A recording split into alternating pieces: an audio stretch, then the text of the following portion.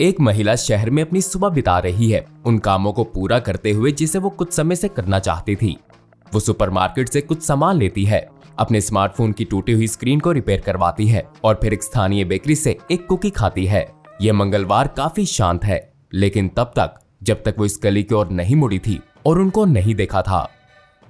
ये थोड़ा विचलित करने वाला हो सकता है जब आप अचानक बिना किसी कारण के एक क्राउड द्वारा अपने आप को घूरता हुआ पाएं, और यही उसे विशेष रूप से परेशान करता है। और फिर वो इसका कारण भी तुरंत जान जाती है, क्योंकि इस ग्रुप में प्रत्येक व्यक्ति मुस्कुरा रहा है जैसे कि उन सभी ने उसके बारे में कोई मजाक किया हो। चेहरे को देखा जाए तो ये सभी बहुत अलग प्रतीत होते हैं, विभिन्न शैलियों के साथ, अलग अलग कपड़ों में, उम्र, नस्ल और स्टाइल्स में, लेकिन फिर भी ये सभी परफेक्ट सिंक्रोनाइजेशन के साथ चल रहे हैं, एक समय में एक परफेक्ट कदम उठाते हुए। ये उसे वास्तव में डरा देता है। लोगों का ये अजीब ग्रुप जो कुछ भी कर रहा है वो इनका हिस्सा नहीं बनना चाहती है, इसलिए वो मुड़कर विपरीत दिशा में चलने लगती है, तेजी से चलते हुए, और कुछ समय बाद अपने पीछे देखते हुए वो इस गली से बाहर आ जाती है। लेकिन फिर भी वो सभी वैसे ही इकट्ठे हैं जैसे सिक्योरिटी गार्ड्स किसी वीआईपी की सुरक्षा कर रहे हों। और फिर इससे भी बदतर, वो अब भी उसी का पीछा कर रहे हैं, तेजी से उसकी ओर आते हुए, और वो भी पूरी तरह से एक दूसरे के साथ तेलमेल बिठाते हुए। वो सोचती है कि ये सभी लोग इतनी तेजी से क्यों आगे बढ़ रहे हैं।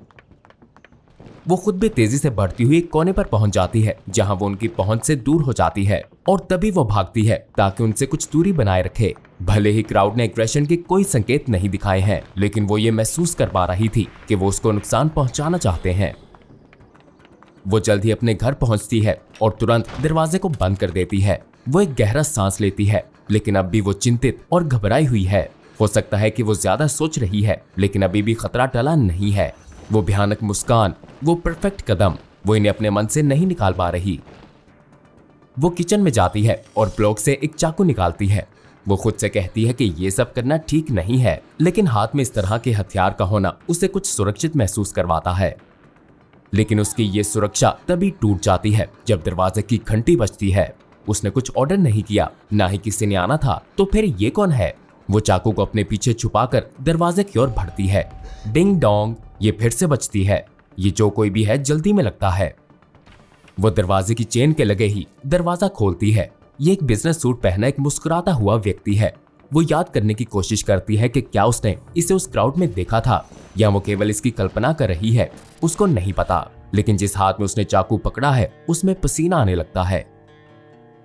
दरवाजे पर खड़ा व्यक्ति उससे कहता है, मैं आपका ज्यादा समय नहीं लूंगा, लेकिन मैं आपसे पूछना चाहता हूं यदि आप कहें तो। वो अपना सर हिलाकर उससे कहती है कि उसे इसमें कोई दिलचस्पी नहीं है, लेकिन वो अब भी केवल मुस्कुरा रहा है। क्या आप कभी अकेलापन महसूस करती हैं, असंतुष्ट, अधूरा? क्या आपकी कभी किसी बड़ी चीज का हिस्सा बनने की इच्छा नहीं रही है? ये वास्तव में अच्छा होगा।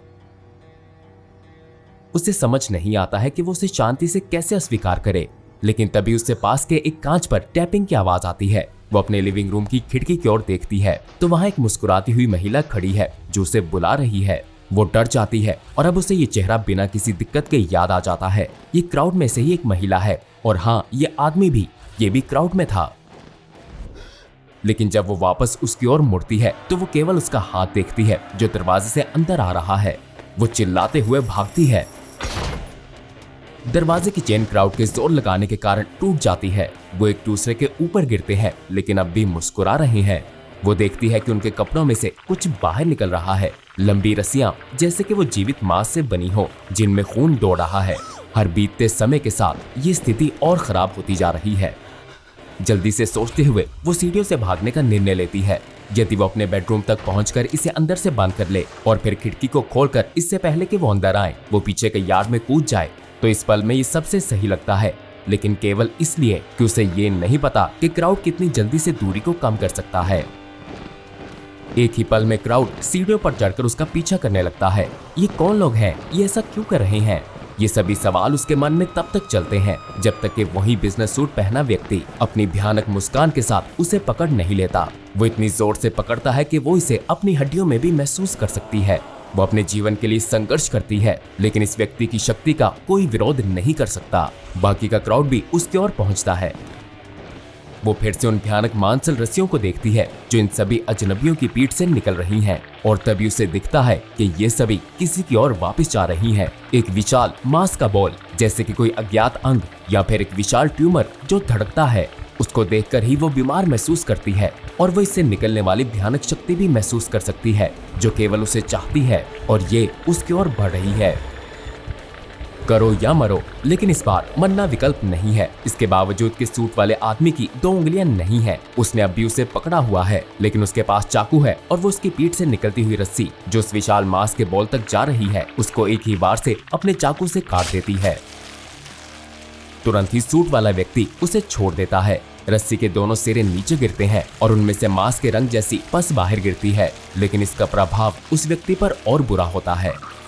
वो इधर उधर गिरने लगता है और सबसे भयानक उसकी चीखने की आवाजें हैं। वो बहुत सी पस को अपने मुंह से बाहर निकालता है। ये उसकी आंखों और उसकी नाक से भी बाहर निकलती है, यहाँ तक कि उसकी टांगों से भी।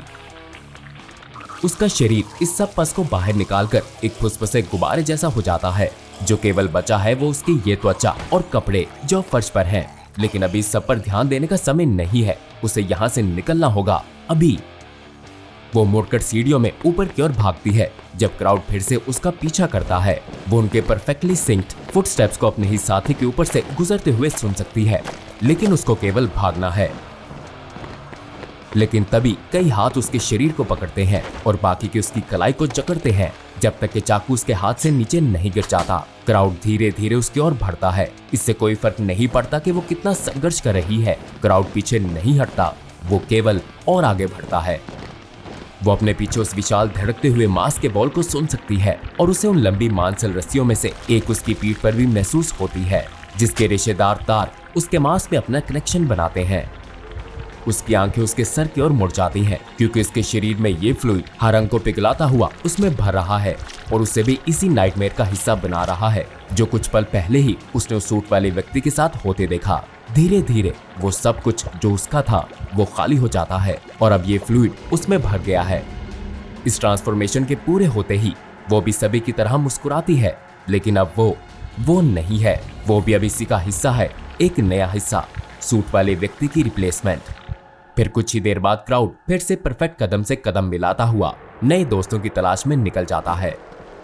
किसी न किसी बिंदु पर हम सभी ने कहीं न कहीं फिट होने की इच्छा रखी है, लेकिन एक अनोमली इसे अपने क्राउड में शामिल करने की इच्छा रखती है।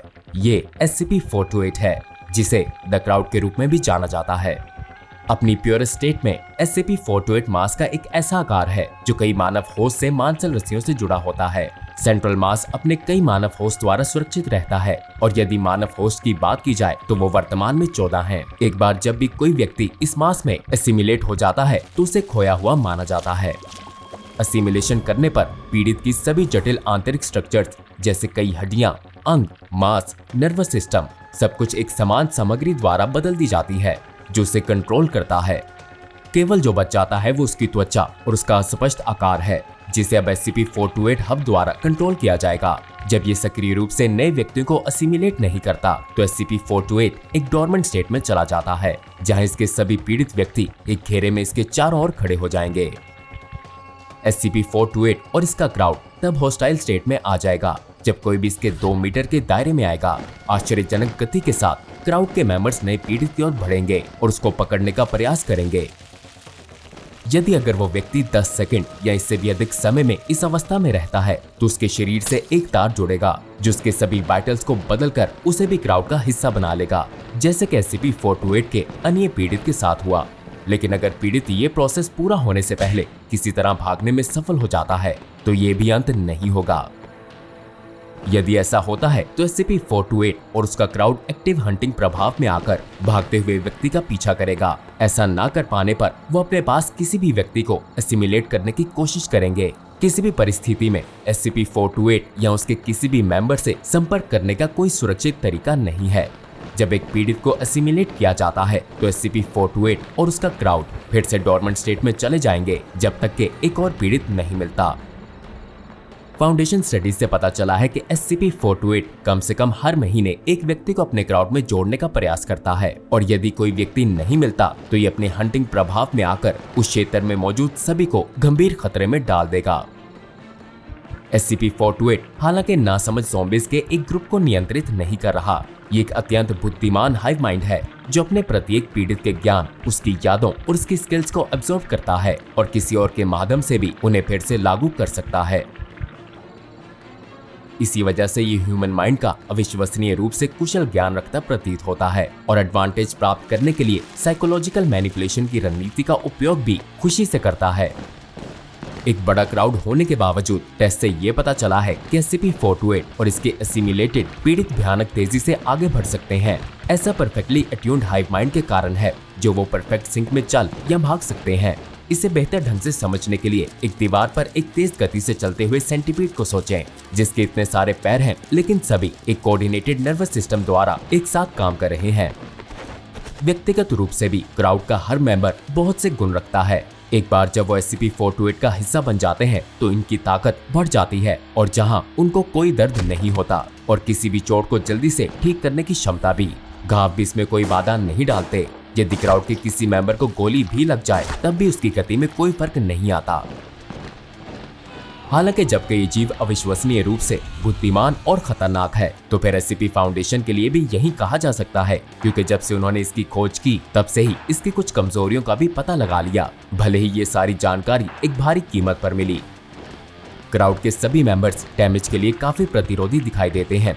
वहीं SCP-428 हब हमले के लिए कमजोर और दर्द को महसूस करने में सक्षम प्रतीत होता है। यदि हब को इस तरह से डैमेज किया जाता है कि उसे दर्द हो तो क्राउड का हर मेंबर भी इसको महसूस करता है, अक्सर तड़प कर। जब जीव खुद को हील करता है तो फिर से सभी पीड़ित ठीक हो जाते हैं। फाउंडेशन ने इस मेथड का उपयोग जीव को ब्रीचेस के दौरान कंटेनमेंट में वापस रखने के लिए किया है, जहां आग या बिजली के नियंत्रित उपयोग के साथ इसे फाउंडेशन सिक्योरिटी द्वारा पकड़ा जाता है। क्राउड के किसी मेंबर और सेंट्रल हब के बीच संबंध तोड़ना भी SCP-428 की क्षमता को कमजोर करने का एक निश्चित तरीका है। एक कटा हुआ क्राउड मेंबर तुरंत गिर जाएगा, जहां SCP-428 का सभी मटेरियल उसमें से बाहर निकलेगा। इससे SCP-428 के नए शिकार की खोज का प्रोसेस भी तेज हो जाता है, पर साथ ही इसे क्राउड की पॉपुलेशन को कंट्रोल करने के रूप में भी इस्तेमाल किया जा सकता है। SCP-428 के SCP फाउंडेशन में शामिल होने के बाद एक बड़ी घटना हुई थी और इसने सभी कर्मचारियों के लिए एक दर्दनाक रिमाइंडर के रूप में काम किया कि किसी को भी इन अनोमलीज की क्षमताओं को कम नहीं समझना चाहिए जो उन्होंने कंटेन की हैं। अतीत में SCP-428 द्वारा एसिमिलेटेड लोगों में से एक में ताला खोलने की कला थी और SCP-428 ने इस स्किल को अब्सॉर्ब कर लिया।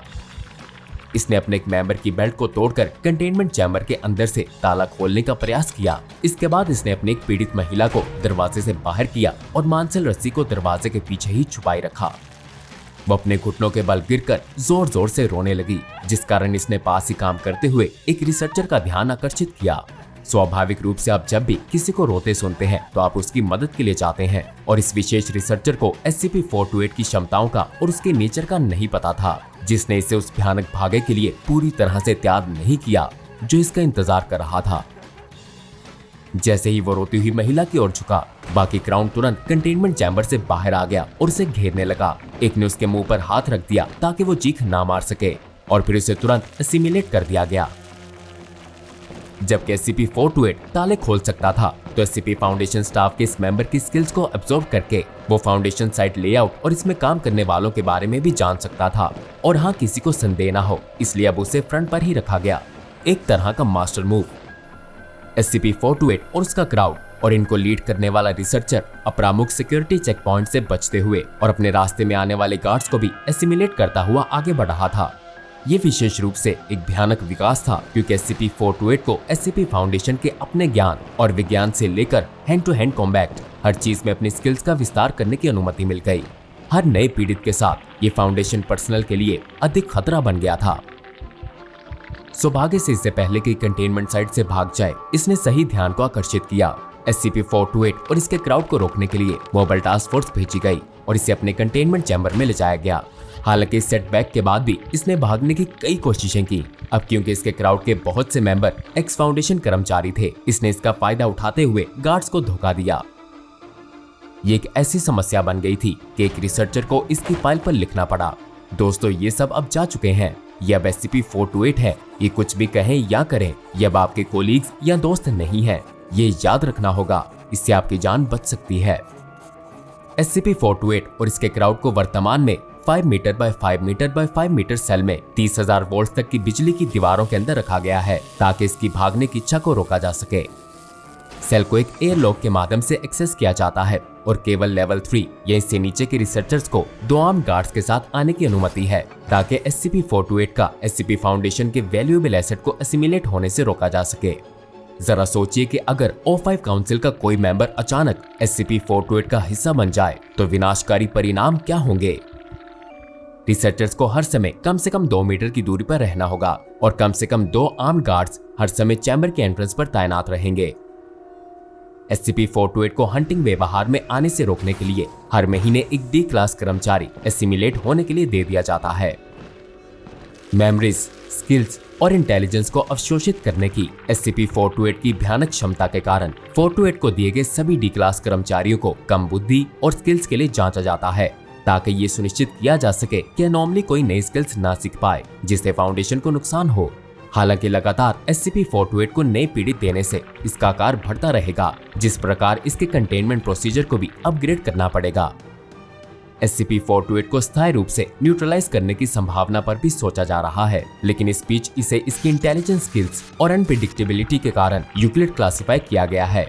हालांकि SCP फाउंडेशन का मतलब अच्छे के लिए किसी भी व्यक्ति का बलिदान देना है, लेकिन ये एक ऐसा भयानक अनोमली है जिसका हिस्सा कोई भी बनना नहीं चाहता।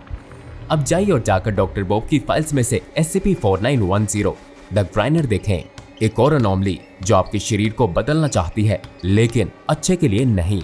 और हाँ, अपने प्यार को व्यूज के रूप में दिखाने के साथ साथ चैनल को सब्सक्राइब और इस वीडियो को लाइक करके अपने दोस्तों के साथ शेयर करना ना भूलिएगा।